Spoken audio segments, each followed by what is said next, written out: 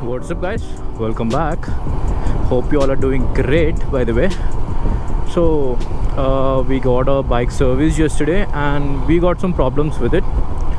So actually వాళ్ళు ఏం చెప్పారంటే చైన్ స్ప్రాకెట్ పోయింది అండ్ ఆల్సో క్లచ్ ప్లేట్స్ కూడా రీప్లేస్ చేయాలని చెప్పారు.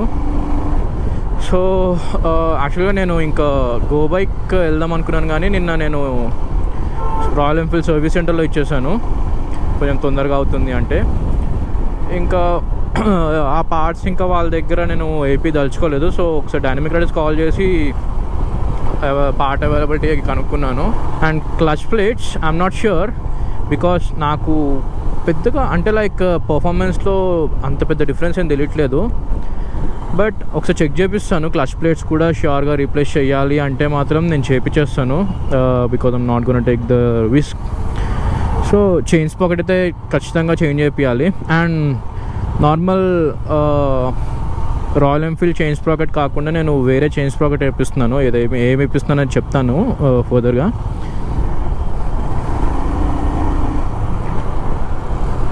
ఈసారి మాత్రం బండి సర్వీస్ కాస్ట్ వాయించేసింది, ఎందుకంటే సర్వీస్ కాస్ట్ ఒక 2500 అయింది. అండ్ ఇప్పుడు చైన్ స్ప్రాకెట్ మార్చాలంటే ఒక 3500 అలా అవుతుంది. క్లచ్ ప్లేట్స్ కూడా మార్చాలంటే ఒక 7500. ఓవరాల్గా మనకి 14,000 to 15,000 వరకు బిల్ వస్తుంది సర్వీసింగ్ కాస్ట్ అంతా కలుపుకొని. సో ఇది ఇప్పుడు వచ్చేసి నాది 20,000 kilometers. 20,000 kilometers కదా, 18,000 kilometers. సో బేసిక్గా వాళ్ళని అడిగితే వాళ్ళు చెప్పింది ఏంటంటే రాయల్ ఎన్ఫీల్డ్ షోరూమ్ వాళ్ళు క్లచ్ స్పేస్ చాలామందివి 12,000 13,000 kilometers కూడా పోతున్నాయంట హిమాలయన్ వాళ్ళవి. మనం బేసిక్గా ఎవ్రీ 400 to 500 kilometersకి లూబింగ్ చేస్తూ ఉంటాం కాబట్టి మనకి 18,000 kilometers వచ్చింది అన్నారు. సో వాళ్ళు చెప్పడం అయితే అలా చెప్పారు, బట్ అది ఎంతవరకు జనరల్గా క్లచ్ ప్లేట్స్ అయితే 25,000 30,000 వరకు రన్ అవుతాయని నేను విన్నాను. బట్ 18,000కి పోవడం అనేది it's not a good thing because clutch plates cost ఎక్కువ ఉంటాయి. ఇప్పుడు క్లచ్ ప్లేట్స్ అసెంబ్లీ మొత్తం కలిపి మనకి 7,500 వరకు కాస్ట్ పడుతుంది. అండ్ లేబర్ ఛార్జెస్ ఒక 1,000-1,200 ఉంటాయి. ఆల్మోస్ట్ 8,500 9,000 వరకు వెళ్ళిపోతుంది. So we should consider all this.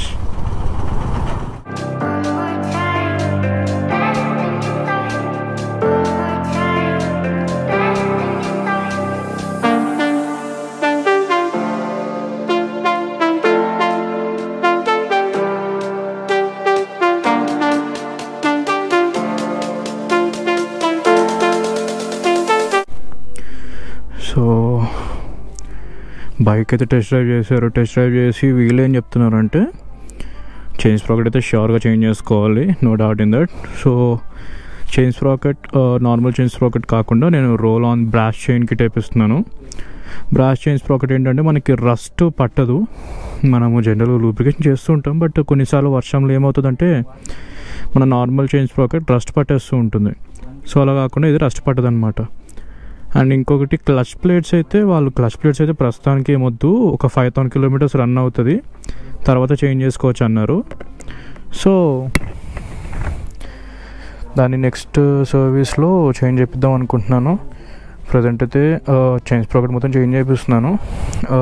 వాళ్ళు మన స్టార్ట్ అయ్యాక ఎట్లా చేస్తారేంటి అని చూపిస్తాను నేను.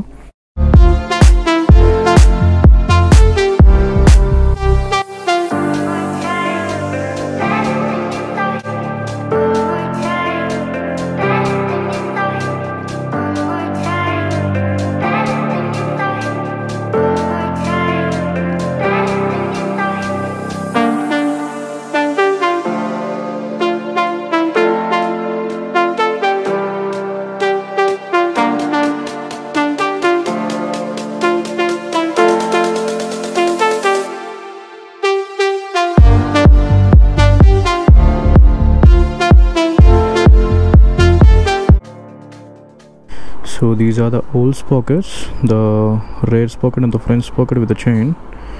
అది వచ్చేసి కొత్త రేర్ స్పాకెట్ అది. సో ప్రైజింగ్ వచ్చేసి ఇది roll on brass chain sprocket అనమాట.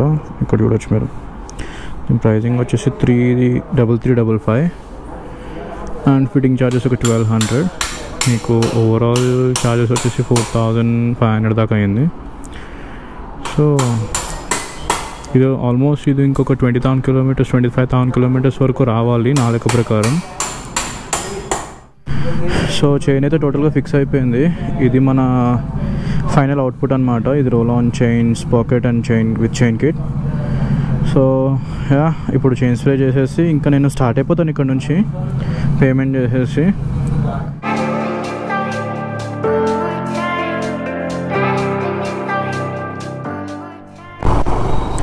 సో డైనమిక్ రైడర్స్లో నుంచి అయితే స్టార్ట్ అయిపోయాను, వర్క్ ఫినిష్ అయిపోయింది కాబట్టి.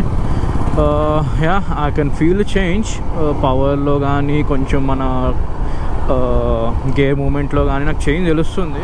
సో ఈ స్ప్రాకెట్ ఏంటంటే బ్రాస్ కాబట్టి తొందరగా తుప్పు పట్టదు తొందరగా కదా, అసలు తుప్పు పట్టదు బ్రాస్ కాబట్టి. బట్ యాజ్ యూజువల్ మనము నార్మల్ చైన్కి చేసుకున్నట్టే ఎవ్రీ 500 కిలోమీటర్స్కి లూప్ చేసుకుంటూ ఉండాలి, చైన్ క్లీనింగ్ చేసుకుంటూ ఉండాలి. బట్ వాటర్ వల్ల రస్ట్ రావడం ఒకటి ఉండదు మనకి.